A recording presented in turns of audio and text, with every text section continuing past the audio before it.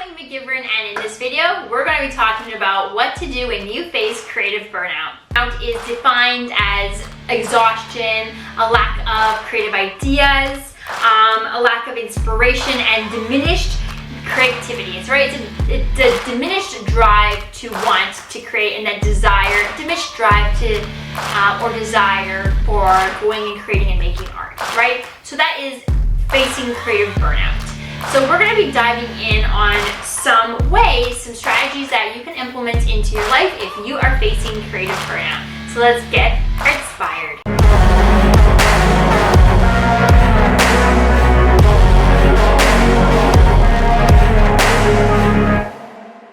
So number one is to take a break and rest. If you're experiencing creative burnout, and I go through this often, where I take on too much. I put too much pressure on myself to create, whether it's for my own business, whether it's Mizertastic, or for my art, and I just go, and then I'm like, I am so tired, I'm so exhausted, I don't know what to do anymore, I just don't even want to go to my studio, and that is a big red flag that I am hitting creative burnout, and I am no longer producing my best work.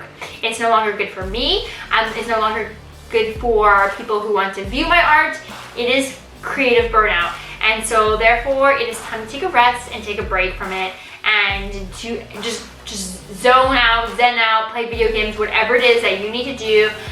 Take a break from it and come back to it later. So number two is to seek inspiration from new experiences. So if you're facing creative burnout, I challenge you to go and purposely dive into some opportunities for experiences. So whether it is like zip lining, I don't know, going on hikes, traveling, going and visiting different cultures, going on a road trip, going on day trips places, going to new cities or towns that you've never been to, just getting in the car and going on a drive and just driving around and seeing new things and just happening upon things. I love doing that. It's a great way to discover things that you had absolutely no idea that existed. But these are great things to do, to just get outside your comfort zone and just take a break. You're taking a break mentally from your plate, your studio, and your art practice. But then also when you get back to it, you have just kind of done some research, right? You've just kind of gotten some new inspiration that's going to help you move forward and get back into it, and you're going to feel fired up to want to create again. Alright, my question for you for this video, that what I'd like you to comment on in the description of this video, or in the comment section of this video, is, are you facing creative burnout? Let me know below in the comments, are you facing creative burnout? Let me know. So at this moment of filming this, to be honest, I'm facing creative burnout. Mostly in my business side of things. I'm just like so exhausted. I feel like I'm in this working on my computer all the time, and then I look up, I'm like, oh wow, look at that, it's Easter, oh wow, look at that, it's Christmas, and then back to working, and I just feel like the year has just disappeared in front of me. So I feel like I'm facing a lot of creative burnout for that, and that I'm just missing out on lots of parts of my life. So I am scheduling some adventure time and some holidays coming up because I think I'm done and I need a break, and I will be working on my own art instead for a while, and then that way I'll come back and I'll be feeling rejuvenated and ready to do it. So just let me know. I think it's good to just see that we're not alone in this process. Like, I'm feeling that way right now. You're watching this and probably are feeling that way right now. So let me know in the comment section below, so we can first of all acknowledge these feelings. It's a great way to acknowledge that, yes, you know what? I am feeling creative burnout right now, and you can acknowledge that by commenting in the comment section below in this video, and then also understand that there's other people that feel this way too, right? And you can see that in the comments, right? You can work through it with each other, find some new friendships, and just see how other artists are dealing with it or feeling with it, and just know that you're not alone in these feelings. Number three is to practice self-compassion and acceptance. So I really encourage you to be very gentle on yourself. I'm not very gentle on myself, and then this is part of my burnout, is that I get very like, no, you have to get it done, you have to get it done, it's like this constant pressure in my head, or pressure I apply to myself, that you have to keep going, I have to keep doing it, I have to catch up with everybody else, right? I'm just constantly trying to keep up with everybody, I feel like. And so therefore, I'm burning myself out by doing that.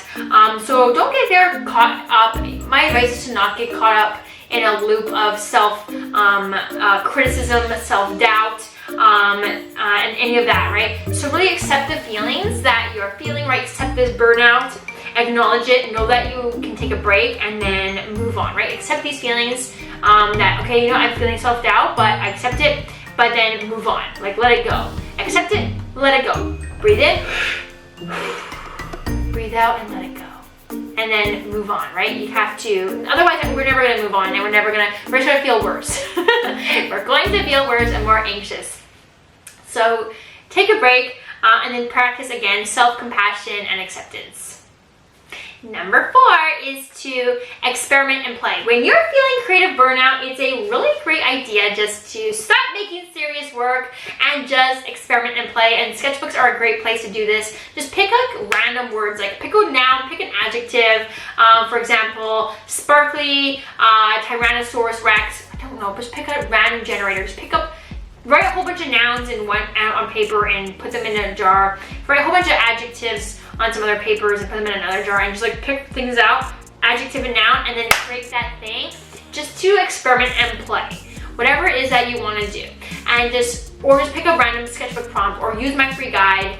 You can grab that in the description of this video, and use that to help you just experiment and play. Just try new things. Don't make it serious.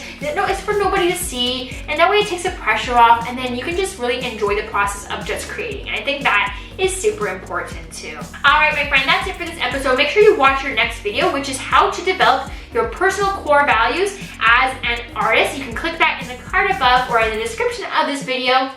That way you can learn the steps that you need to take to develop your own personal core values as an artist. That way you can take those core values, you can apply them to your art practice, you can develop, and those incremental steps that will help you get better. And then also it's going to help you level up, fire up your creativity, and you're going to take them and apply them to your artistic practice and to help you gain that super focus and clarity that you need to level up and improve. But also you can also use these statements as part of your artist statement, right?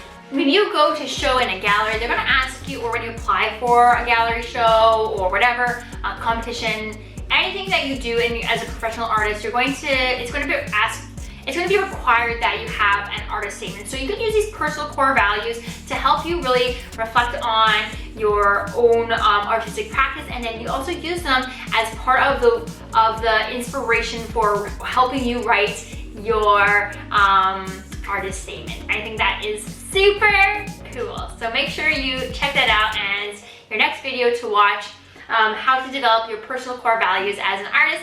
Make sure you like this video and subscribe to the channel to help me grow this channel and get to my goal of 100,000 subscribers. At 1,000 subscribers, I'm going to do an acrylic painting to celebrate that milestone.